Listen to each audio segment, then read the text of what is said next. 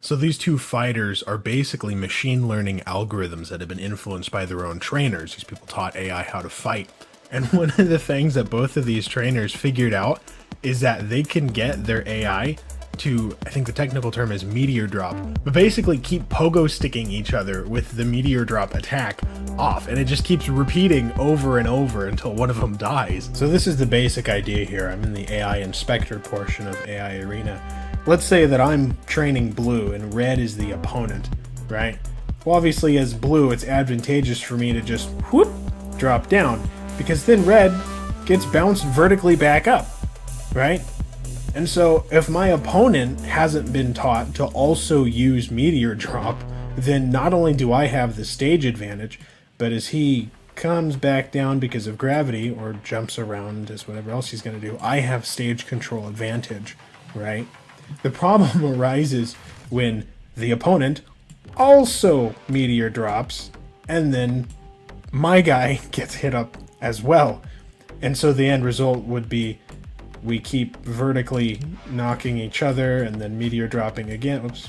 Meteor dropping again, and then as damage builds up, eventually one of us dies and then the next one dies, and it just loops back around. So how do I beat this then? Well, let's say that I've taught my AI to meteor drop, right? Now, if the opponent has figured out to also meteor drop and he's been locked into the thing that I just described, well, it would actually be a good idea for me to not get hit. So what I could do is I could just shield. I just put up the bubble, he meteor drops down, the shield absorbs it, and then I shield grab him. And then not only have I retained control of the stage, but there's also not much he can do as far as meteor dropping so long as I'm on the stage, right? So that gives me the benefit of being sort of the first one to get the meteor drop. He's knocked vertically, but then he doesn't get the meteor drop on me next. I think this pogo stick trend is really the first sort of bubbling up of what could be called a meta in AI Arena.